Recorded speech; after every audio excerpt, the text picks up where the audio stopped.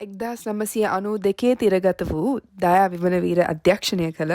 රජදරුවෝ චිත්‍රපටයේ එන මෙම ගීතය මාක් නම් ගායකයා ප්‍රසිද්ධ වේදිකාවක් මත ගයන ගීතයක් ලෙසින් ඔහුගේ මුඛාබිනයෙන් ප්‍රේක්ෂකයන් වෙත ඉදිරිපත් කෙරෙනවා. කුඩා කලම සිය පවුලෙන් වෙන්ව තනිව හැදී වැඩුණු ඔහු තමන්ට අහිමි වූ මව් සෙනෙහස පිළිබඳව මෙන්ම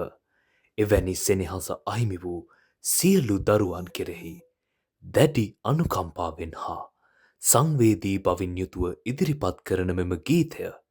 එදා රිදී තිරය මත දිගහැරෙද්දී ප්‍රේක්ෂකාගාරය කඳුලින් තෙත් කළා.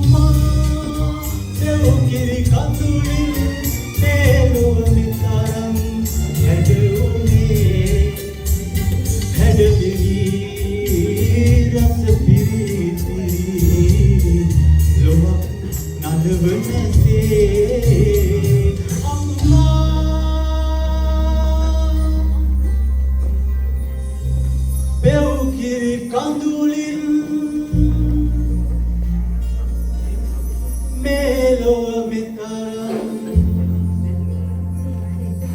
හැඩවුණේ